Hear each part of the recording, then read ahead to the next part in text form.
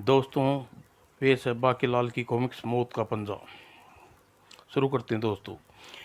विशालगढ़ के भयानक जंगल से सटे हुए कई नगरों में मचा हुआ था शेर शेर नरभक्षी का आतंक। शेरू नरभक्षी आ गया, शेर नरभक्षी आ गया, भागो भागो भागो। गुर्र। जब जब शेरू के नरभक्षी का शिकार पीछा करता है तो शिकार की चाल में बल पड़ जाते हैं। गुर्र। और जब जंगल में पहुंचकर इनकी जिंदगी में से मैंने हवा हवा में हजम कर लिया है। इनके जिस्म और इनकी हड्डियों को तुम पेट में हजम करो। लेकिन शेरू, क्या आज आप मानव मांस का भक्षण नहीं करेंगे? आखिर मानव और पशु मांस में क्या फर्क है? फर्क तुम मत पूछ सिया। देखो देखो, सबसे बड़ा फर्क तो ये है, इन मानवों के बचपन में हम वक्त मेरे पंजों गोंद दिए थे। मैं अपनी माँ की गोद में भी छोड़ पाया था। मेरा बाप चोर है और मुझे ज़बरदस्ती शिकार करना सिखाने में पहली बार ले गया मानव अक्सर पानी ले जाते थे, जहाँ पानी लेने जाते थे। देखो बेटा, शिकार का पहला वसूल होता है घात लगाना और हमला करना। जी पिताजी। देखो, ये देखो, शिकार आ गया और मैं झपटा। क्यों? अकेले शिकार को फौरन दबोच लेना चाहिए। शेर शेर शेर, मारो मारो मारो, यह नरभक्षी है। शेर जो मानो को पशु चुराता के ले जाता है। मारो मारो पिताजी। कायर बिल्ला मेरा बाप, कार निकला मेरा बाप। जान बचाने के लिए उसने मुझे छोड़कर भाग निकला और लोगों के मानो के हाथ। ये चोर की औलाद है, ले चलो इसे बस्ती में। ही। अरे हरिया, इसी कलाई पर गोद दे। क्या गोदूं? यही कि मेरा बाप चोर है और जब से आज तक, हाँ, आज तक मेरी कलाई पे गुदे शब्द सांप बनकर मेरे डसते रहे।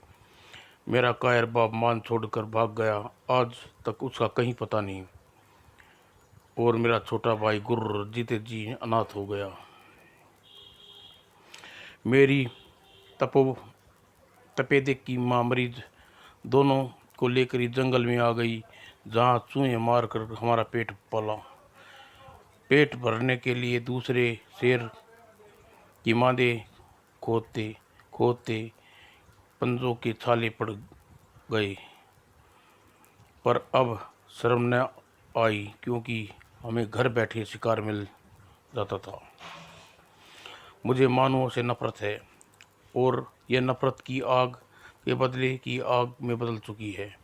मेरा जिस्म तरसता है, उन मानवों के कतरा कतरा खून का प्यासा है। मैं उनका खून तो बहा सकता हूँ लेकिन उन्हें खा नहीं सकता, कभी नहीं। गुर्र। क्रोध की चिंगारियाँ छूट गई शेरू की नरभक्षी की आंखों से। विशालगढ़। महाराज की जय हो। महाराज पोतक ऋषि पधारे हैं। वे आपसे अविलंब आपसे मिलना चाहते हैं। अविलंब? मगर तुम खुद देख रहे हो कि मैं इस स्थान पर कितना व्यस्त हूँ। पोतक ऋषि से बैठक में बैठाओ, हम सोच से होकर अभी निमट के आते हैं। आधे घंटे बाद महाराज पोतक ऋषि क्रोधित हो रहे हैं। वे श्राप देंगे। क्या क्या नहीं? उन्हें जाकर ठंडा वंडा पिलाओ, मैं बस पहुंचने वाला हूँ। तुमको इस भोर तनाई की आवाज़ में कोई आवाज़ रुला दे, कोई साजना दे। और कुछ ही देर बाद पोतक ऋषि क्रोध में आकर मुझे खुद जाना पड़ा। अजी, अब क्या सारी उम्र इस कसर आज ही निकालोगे? सिर दी बाहर आ जाइए। ओए, हाथ धोने की नहीं शौचालय। आज मेरे नाप का कच्छे की दुकान पर मालूम नहीं सबको खबर हो गई। और कुछ देर बाद मोटे मोटे अब अंदर मर गया क्या? कौन बदतमीज है ये? अरे बाकीलाल, तुम यहाँ कैसे? मैं मैं तो आ ही नहीं रहा था। महारानी ने जबरदस्ती भेज दिया। पोतक ऋषि श्राप ही दे दे तो कोई जान में जान थोड़े ही लेंगे। वो बदतमीज शायद सेनापति था महाराज, मुझे देखकर भाग गया। वही बाकीलाल। बाकीलाल, जब मैं हाथ धो पोंछ कर फौरन आता हूँ। तुम पोतक ऋषि को पटाओ ताकि वह हमें श्राप न दे। ठीक है महाराज, मैं उसे पटाता हूँ कि वो आप सर को श्राप दे दे। ही।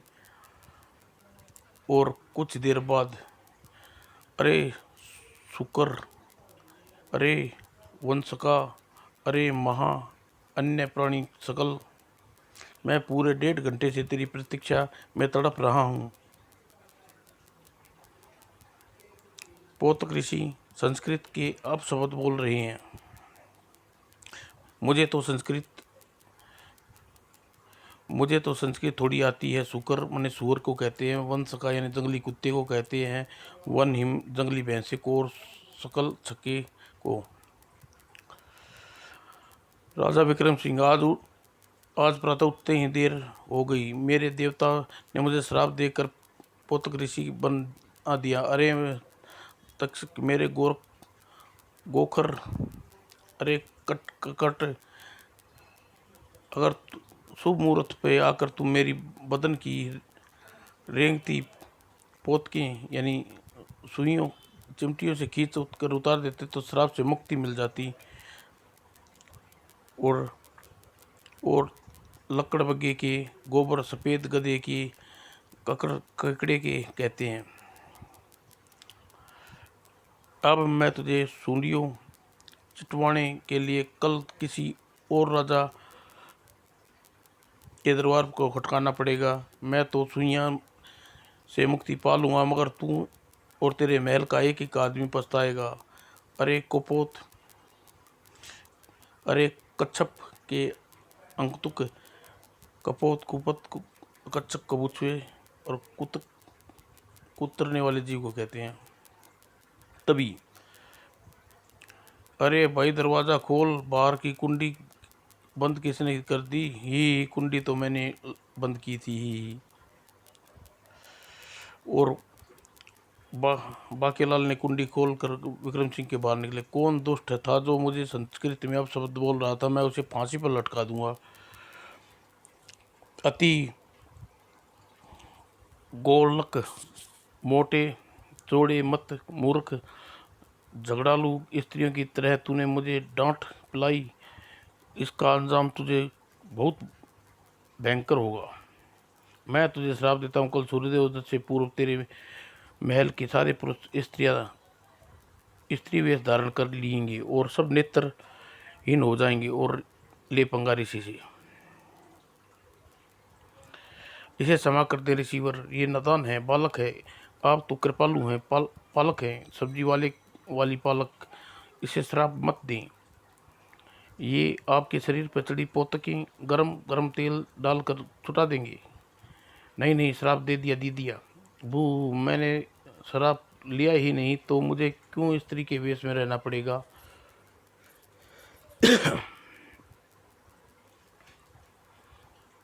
नहीं, जब तक आप इन नहीं छोड़ेंगे तब तक मैं आपके पाँव नहीं छोड़ूंगी। क्षमा कर दे, वरना हम दोनों टांगे खींच लूंगी।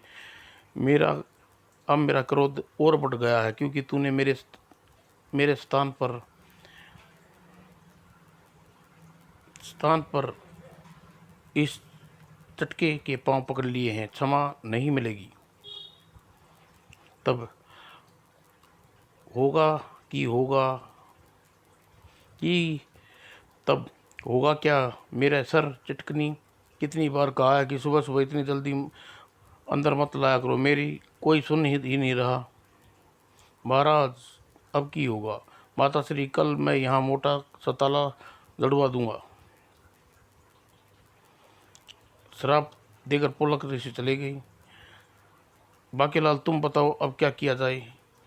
स्त्री वेश धारण करने की तैयारी आरंभ कर लीजिए महाराज। भू, पर महाराज, जब आप सब लोग मेरी तरह लगने लगोगे तो क्या होगा? आप मुझे नौकरी से निकाल देंगे न? बूबू मोटे के चक्कर में यह दिन भी देखना पड़ेगा, मैंने तो सोचा ही नहीं था। तो महाराज, मैं अपनी दाढ़ी बनाऊं, मेरा मतलब साड़ी बनाकर स्त्रियों की पोशाकों का प्रबंध करूं? अवश्य महामंत्री, किंतु प्रधानमंत्री महाराज के लिए कांच की चूड़ियाँ, मांग टीका, नथ, पेजेब और मांग भरने के लिए सिंदूर लाना ना भूलना। ओह माता जी, मैं क्या करूं? तुम अभी स्त्री हो न पुरुष हो, तुम बच्चे हो, इसलिए तुम्हें वेश परिवर्तन करने की कोई आवश्यकता नहीं पुत्र। किंतु महाराज, कल होने वाली सौंदर्य प्रतियोगिता का क्या होगा? वह निर्धारित समय पर होगी। और उधर शेर नरभक्षी कदम अब पड़ चुके थे विशालगढ़ में। शेर शेर शेर नहीं, शेरू नरभक्षी कहो, आह बचाओ आह। एक जाओ सिहा,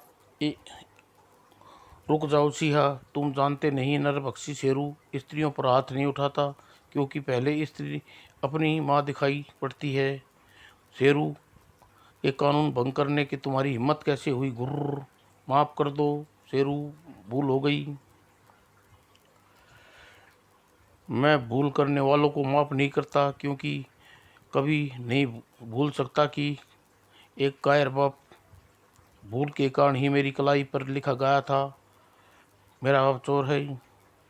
और उधर महाराज ने सूर्योदय के पश्चात दासी राजकुमारी सिर धीर राज दरबार में पहुँचे को कहो, क्योंकि सौंदर्य प्रतियोगिता का समय हो गया। प्रिय, हम राजकुमार राज दरबार में ही जा रहे हैं। ओह महाराज, आप तो खोजा को भी मात कर रहे हैं। चलिए राज दरबार में चलिए, वहीं निकलेगा आपका जुलूस। मेरा मतलब कि आपके राज दरबार की कार्रवाई यानी सौंदर्य प्रतियोगिता का आयोजन। और विशालगढ़ फिर सूर्य प्रतियोगिता विशालगढ़ की सूर्य महामंत्री सौंदर्य प्रतियोगिता में हिस्सा लेने वाले अपनी सुंदरता का नामों को घोषित करें। और महाराज महारानी सुंदरियों के नाम इस प्रकार हैं: सुंदरी कर्णल प्रिया, सुंदरी कर्ण, सुंदरलता, सुंदरी केशवलता, सुंदरी चारुलता, सुंदरी पक्तलता, सुंदरी सपनलिका, सुंदरी फूल कुमारी, सुंदरी हरिपति, सुंदरी सूकर काटा, सुंदरी नौक नैन नटकी, सुंदरी सवरप्रिया, सुंदरी भस्यबाज, सुंदरी विवाह सुंदरी गायिका। और महामंत्री ने सब शर्मीली सुंदरियों को अपने नाम की घोषणा करने से इनकार कर दिया है ही, क्योंकि अगर इनकी शर्मीलियों में कोई विशेषता सुनी है तो इन्हें अपनी शक्ल दिखानी होगी। प्रतियोगिता का फैसला प्रतियोगिता सुंदरियों की बिल्ली चाल, उनकी पोशाकें, अंत में पूछे गए सवालों के दिए जाने वाले सुंदर जवाबों के रूप में होगा।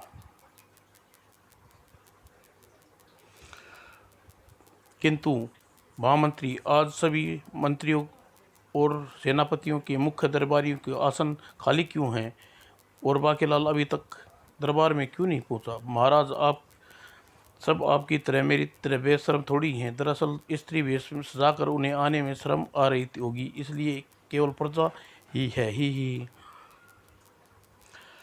बाकीलाल की अनुपस्थिति में सुंदरी की प्रतियोगिता का लुत्फ नहीं आ रहा। खैर, आप प्रतियोगिता शुरू करें महामंत्री। भगवान करे बाकीलाल चाचा हमेशा स्त्री चाची ही बन जाए ही। और आरंभ हुआ प्रतियोगिता का प्रथम चरण यानी बिल्ली चाल पोशाकी प्रदर्शन। सर्वप्रथम रही राजकुमारी कर्णप्रिया। वाह वाह क्या चाल है, वाह वाह क्या चाल है, वाह वाह, चांद सा मुखड़ा है। और अब सामने आ रही थी सपनों की मल्लिका सपनिका। इसकी बात पर बोलो लंबी सुंदरियाँ आई। ये आवाज़ तो नारा मंत्री की है। ये आवाज़ कहाँ से आई?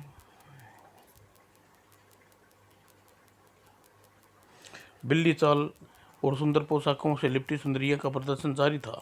घूंघट की आड़ में सुंदरी का दीदार अधूरा रहता है, और जब तक मिले न नजरों से नजर श्रृंगार अधूरा रहता है। ही वाह वाह, वाह वाह क्या मटकी है ही।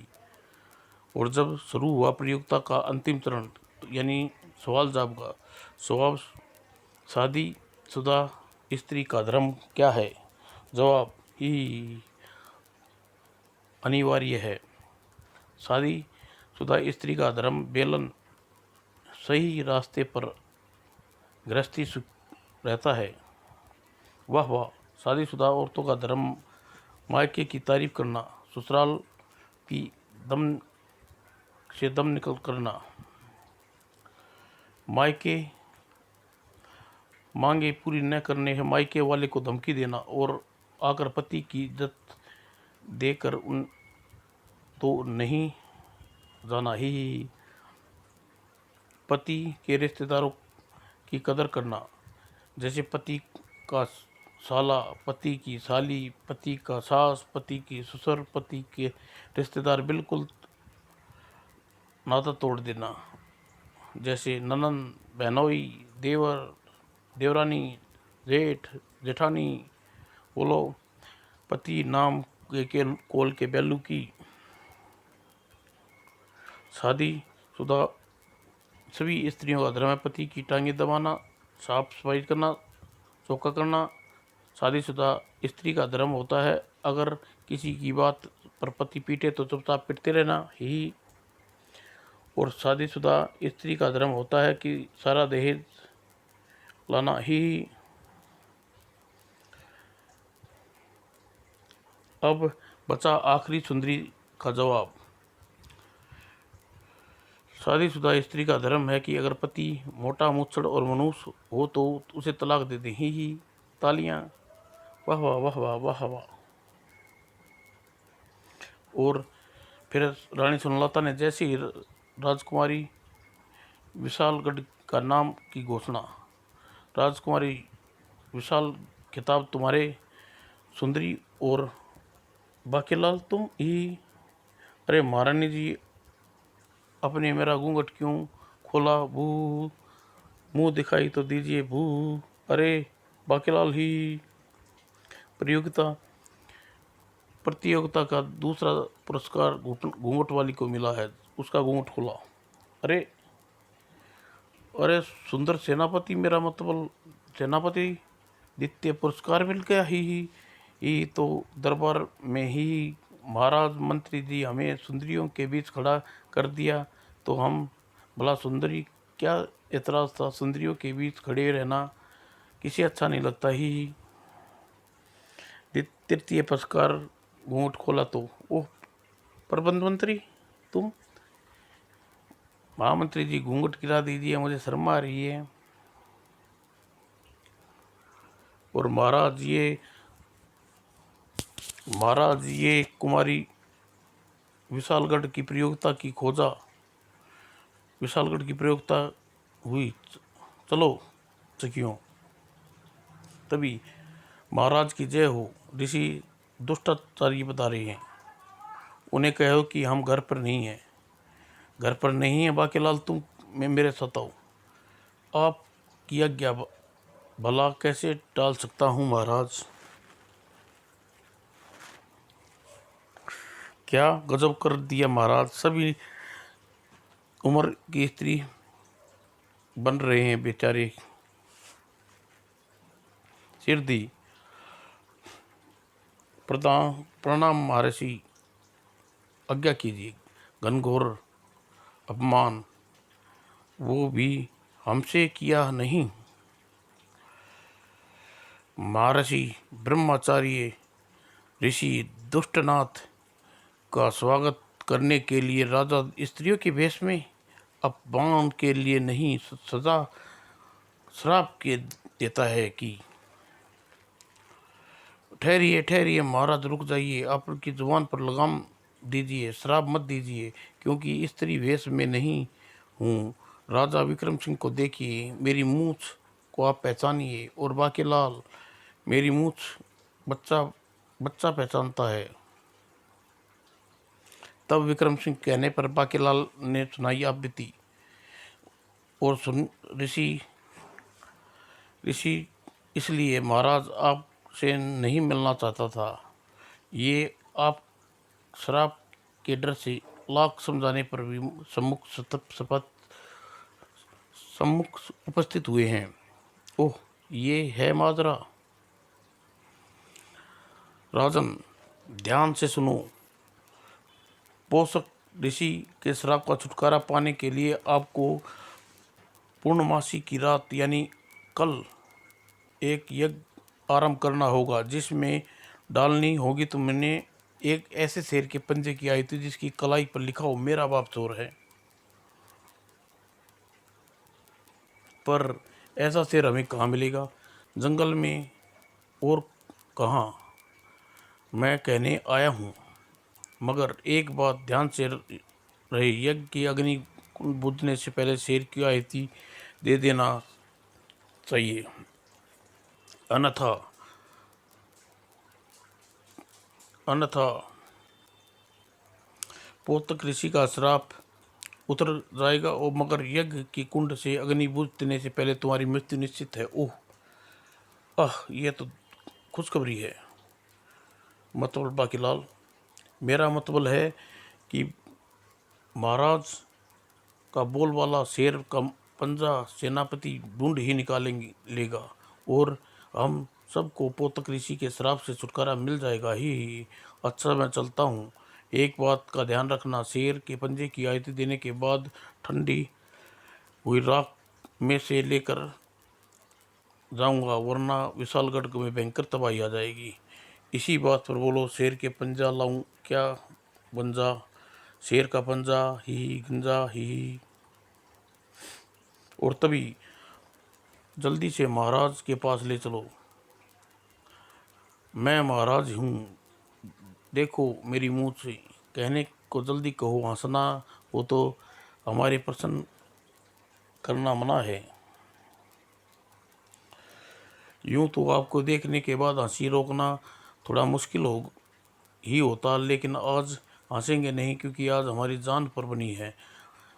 जी हाँ महाराज, नगर में आजकल एक नरभक्षी शेर का आतंक फैला हुआ है। सुना है उसके आसपास के नगरों के आतंक मचा रखा है और उसका नाम रखा है नरभक्षी, शेरू नरभक्षी।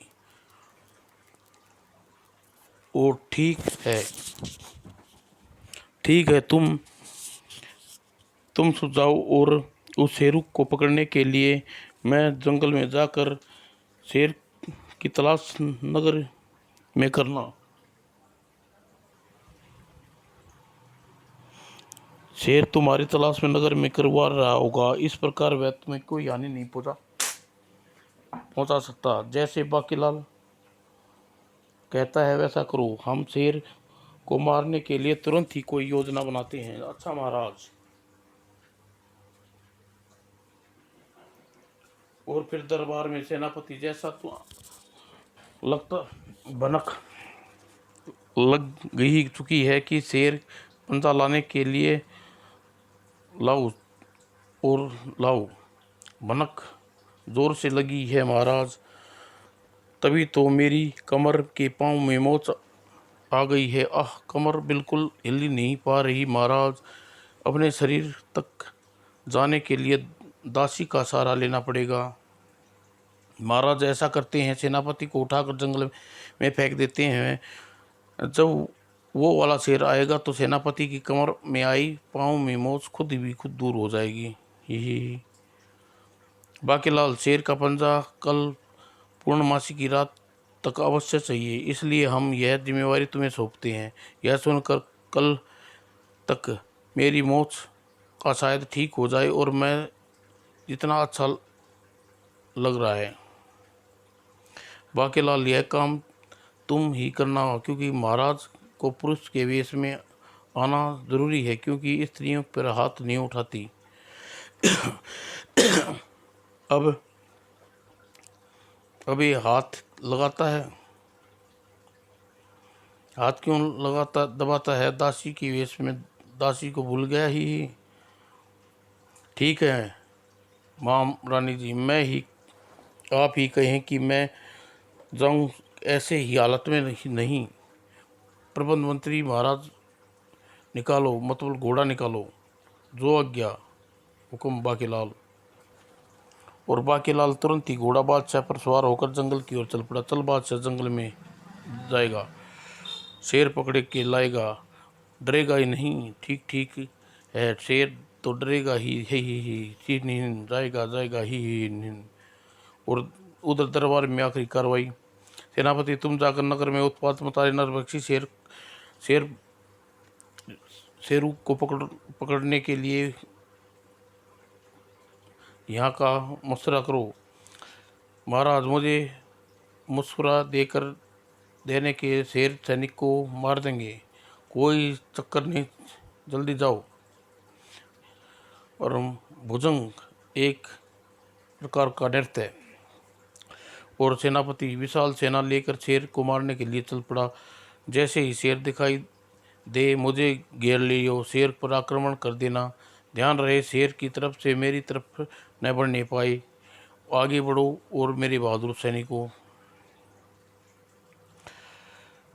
वन में जारी थी सिंह सभा।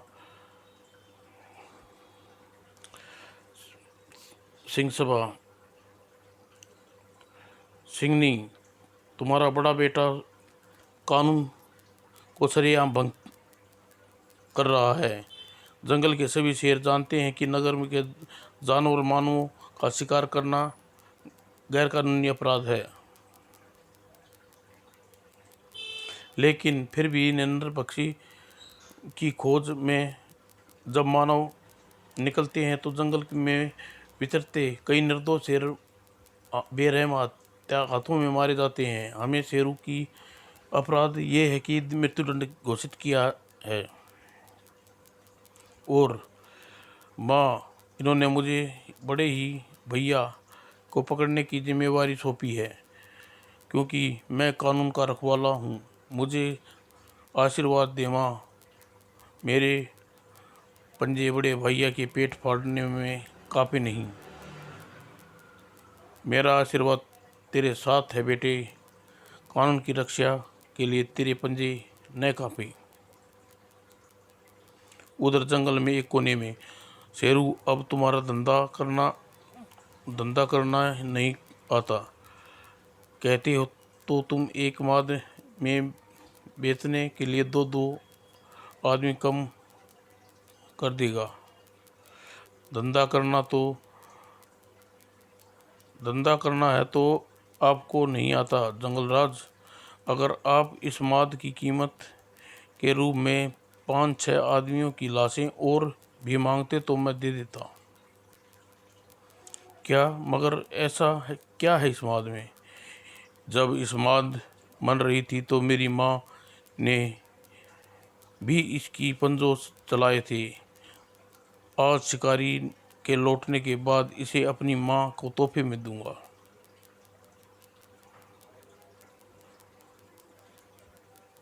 उधर बाकेलाल घोड़े दौड़ाए चला जा रहा था। तभी ओ बाकेलाल, मुझे क्या पता था तू सवार है पीठ पर। गिराए बिना मुझे चैन नहीं। फिर भी कस कर क्यों नहीं पकड़ लेता बैठता। ओह धड़ाक और ढीं। और शेर के सामने देखते ही बाकीलाल के रोंगटे खड़े हो गए। और कम वक्त, वो पटका है। उफ, सोए हुए शेर उठा तो शेर मुझे नहीं खा जाएगा। और अरे पर ये उठा क्यों नहीं? कहीं ये मरा हुआ तो नहीं है? शेर ज़रा थोड़ा जोर से चीख कर देखता हूँ। बचाओ। नहीं, ये तो अभी भी नहीं जगा। और जोर से बचाओ। और दूसरे ही पल, याहू, ये शेर तो मरा हुआ है। न मेरा मतलब मैंने मारा। तभी देख ए बादशाह, फूंक, मैंने इसे फूंक मार कर मारा है। ही आया है बड़ा पेंडाल। अब इसे मैं कोयले से के पंजे पर लिख देता हूँ, मेरा बाप चोर है ही। उसके बाद फिर वहाँ नहीं रुका बाकेलाल। शेर को का पंजा मैंने काट लिया है। अब यह पंजा लेकर मैं डाल दूंगा यज्ञ कुंड में और आहुति के रूप में। उसके बाद मूसर की मृत्यु निश्चित है, क्योंकि वो पंजा नहीं जिसका आहुति के श्राप से मुक्त होना था ही। उधर नरबक्षी ने पुननगर पर आकर घुसती कर आक्रमण किया। बचाओ नरबक्षी, शेर आ गया। जब शेरू नरबक्षी आता है तो कोई बचाने नहीं आता, बल्कि बचने के भागते हैं। और विशालगढ़ में भयंकर जंगल की सीमा के निकट ही पकड़ लो इन्हें, मार डालो।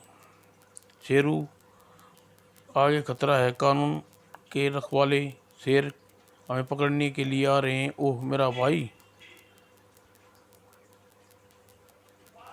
पलक झपकते ही शेरू सभी साथी हैं, गुर्र सिपाही शेरों मुझे पकड़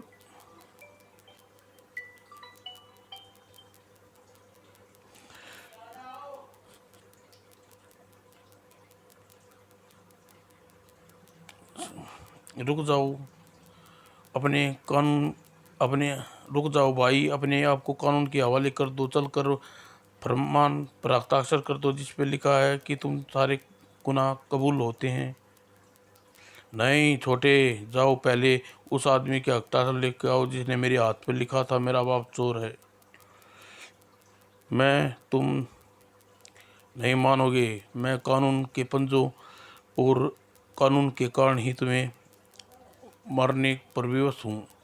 उफ, कानून तुम्हारे वसूल, जिन्हें दो वक्त की बोटी भी नहीं जुटाई जा सकती, किस काम के हैं तुम्हारे वसूल, तुम्हारे आदर्श। शेर छूट कर भाग निकला और शेरू घायल शेर नरबक्षी खंडर के बने हुए मंदिर में छुप गया। आह सी देवता, बहुत खुश होगा तू आज मुझे इस हालत में देखकर। मरवा दिया न तूने मेरे भाई के पंजों से, ई कलेजे में पड़ गई ठंडक। मैंने सारी जिंदगी तेरी सूरत नहीं देखी, पर मेरी वो माँ जो सारी उम्र चाहे चूहे खाकर गुजारा करती रही, पर तुझे बोटियाँ चढ़ाती रही। अगर तेरे में दम है तो मेरी माँ को मुझसे मिला दे, क्योंकि मैंने उसे वचन दिया था कि उसकी गोद में दम तोड़ूंगा। तभी मेरे बच्चे, शेरू मेरे बच्चे, माँ तू आ गई माँ, मुझे अपनी मौत में ले ले माँ, मैं मरने पहले मर जाऊंगा। आ आ और तभी मारो इन दोनों शेरों को, मौजूद हैं। मैं घोड़े से बांध कर आता हूँ, मगर शेर जाने नहीं पाई। उधर बाकेलाल यज्ञ कुंड में डूबती बुझी हुई अग्नि में हाथ डाल दिया और शेर का पंजा। ओह मुझसे राम नाम सत्य है। ओह मुझे पता था बाकेलाल ठीक समय पर पंजा लिया आएगा। बाकेलाल की जय। और फिर जैसी ही आग ठंडी हुई, वहाँ आप पहुँचा ऋषि दुष्टाचार्य ही मैं इस राख को अपने शरीर पर मलकर हो जाऊंगा वज्र का, यानी मुझे किसी शत्रु से मार नहीं पाएगा। इसलिए मैंने तुझे पाताल लोक में ऋषि बनाकर श्राप देने के नाटक किया था।